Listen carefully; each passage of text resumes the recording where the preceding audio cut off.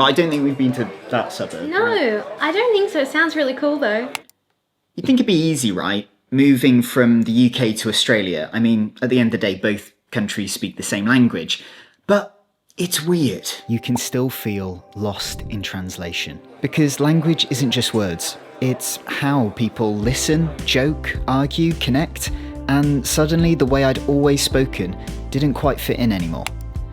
And that's when I realised those 2 years I spent living in Japan, they taught me way more than just learning Japanese. They gave me the tools to communicate with anyone, anywhere, even if they're speaking the same language as you. So if you've ever felt out of place, whether you're moving to a country that speaks a foreign language or not, hopefully these tips should help you fit in. Hey mate, welcome back. If you're new here, I'm Sam, a British actor documenting my journey of rebuilding my life in Australia. So before moving abroad, you might be in a situation where you're not very happy. A bit like me, I was living in London as a 21-year-old, and I talk about this a lot. I was broke, developing an alcohol addiction, struggling as an actor to book jobs because, as I'm sure you know, it's a very competitive industry. But ironically, 6 months into me going to every single audition I could fit in my calendar, I booked an acting job, and that just so happened to be with a company in Japan. They flew me out January 2020. It was one of the best experiences of my life, and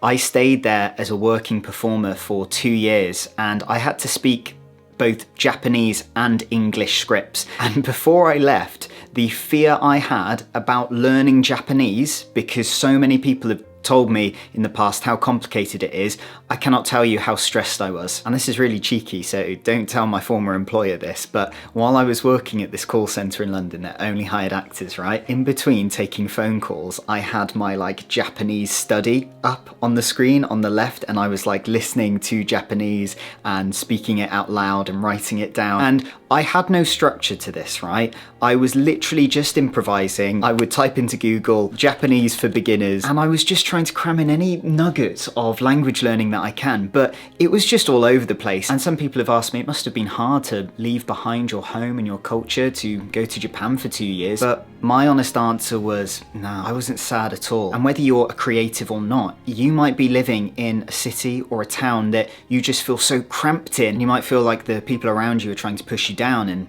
not give you that ability to grow even. But as a 21-year-old who had stayed in the UK for the whole of his life, I was desperate for some sort of adventure.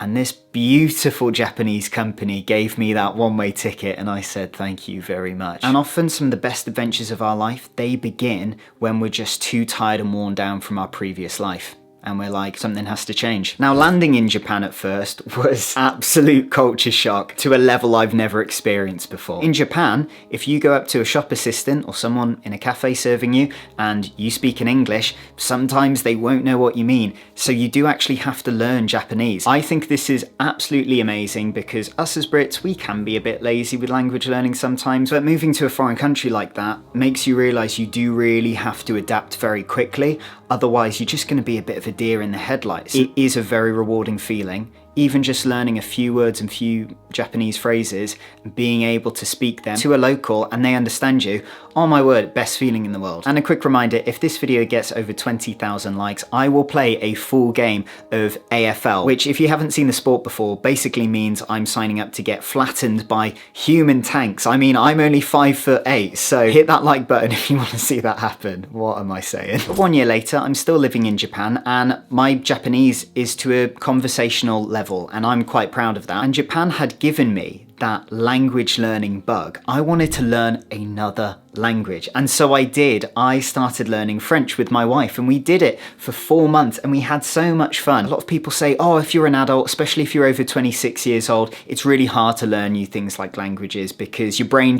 it can't pick it up as fast as a child.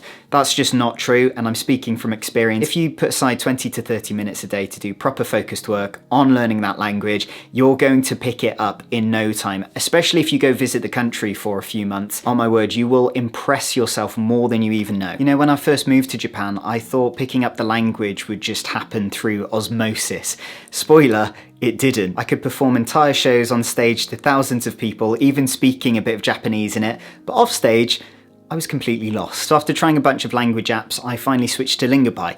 It's kind of like having a language learning coach built into your favourite TV shows. And for someone like me who likes unwinding with a bit of TV, it was kind of a no-brainer. So every scene has these interactive subtitles. You can click any word and you get the translation right there. You can even hear the translation so you can pick up on the accent. And then Lingapie automatically saves it as a flashcard for you to review at the end. And then you've got these really cool tools like quizzes, grammar notes, and this clever AI feature that lets you practice your pronunciation and then get immediate feedback, which is absolutely amazing. And after 3 years having left Japan, I thought I forgot everything, but then I started watching the Japanese documentary Life on Lingapie, and it's helped me to refresh my hiragana and katakana alphabet way faster than I expected. And it's weird, after a few hours of watching real Japanese shows, you not only are able to speak Japanese, but you can start thinking in the language as well. And that confidence is very hard to achieve from other apps. So if you want to easily fall back in love with learning a language again like I have, then click the first link in the description below. You'll get a 7-day free trial and 55% off your subscription. After 2 years in Japan, I missed my family more than I can even put into words. It was getting quite tough. But it's funny, after having moved from London to Japan, to Brisbane, Australia, I thought I was completely prepared for that move. I thought, right, I've lived in Japan, I can take on the world,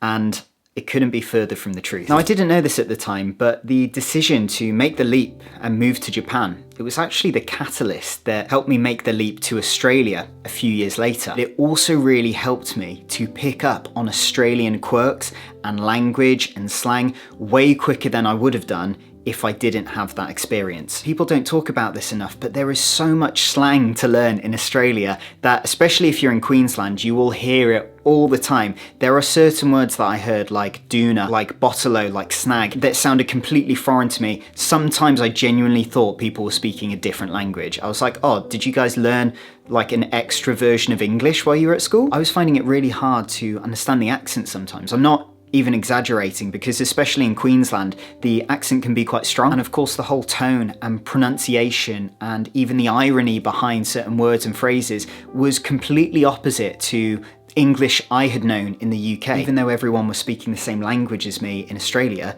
it felt completely different. And I was like, wow, I need to harness the skills of language learning like I did in Japan and literally apply it to Australia. So every time I heard a piece of slang I didn't understand, I would just immediately ask someone what they meant, even if it made me look like an idiot. If I couldn't understand someone's really thick Queenslander accent, I would listen even more intently and ask myself, okay, what am I not getting here? What am I not understanding? How are they pronouncing that? Maybe I should practice that so I can pick up on it faster. And then from this, I suddenly had this new wave of inspiration because I was rediscovering learning a language again. Yes, it was English, but it was a completely different kind. Something I never thought I would have to do. And I was getting excited because I was able to connect with locals and make new friends and discover new places. I was rediscovering this creativity and this love of learning something new. And some of the things that moving abroad has taught me is that learning a language shouldn't be boring, like you're in a stuffy classroom and, oh, you must learn this word and this phrase perfectly before you move on to the next. No, it's fluid, it's playful, it's something that you can only really learn by doing. Yes, you could write down the same word 1,000 times, but you'd be wasting your time. The best thing you can do if you have the lack of responsibility and the savings is to literally go to that country and just start talking to people. It might be messy, it might be awkward at first, but just by throwing yourself in the deep end, you get so much further from that experience. It's like making a YouTube video. Some weeks I'm like, what on earth am I gonna make? But I'll just start writing and something comes. And moving abroad teaches you to enjoy learning again. I mean, you might have had a really bad experience at school and it might have put you off learning anything ever again, right? Or picking up a book ever again. If that happens to you, then I completely get it. I didn't love school. I hated maths. But then the older I've got and the more I've learned sort of video editing and programming and computer automations, I've been like, oh, if I apply mathematics to real life, it actually is really cool. It is really exciting. The same can be said for languages. You might have had such a bad experience learning Spanish in your Spanish class, but you go to Spain or you make a new Spanish mate and you just start trying and you're like, oh, this is really fun actually. And this passion, it can flood into other areas of your life. It can help you pick up your football again. It can help you pick up the paintbrush again or start playing piano again. It can help you do so much. If you're feeling stuck right now, maybe you don't need a new job or a new bag or a new car. Maybe you just need a change of scene, maybe meet some new people and start trying a different language out. Even if you're terrible at it, it really doesn't matter, because the fact that you're trying sets you apart from all the millions of people who are too lazy to even think about it. You don't even need to get on a plane to do this. You can stay in your hometown and still, chat with foreign friends online, practice using something like Lingapie, and then in time you can build up those savings if you want to visit that country and actually put your skills to the test and have a good time and make friends. Now, if this hit home at all, don't click away yet. Go watch this video here all about the brutal reality of starting afresh in Australia and why you might absolutely love it. I'll see you over there. Bye.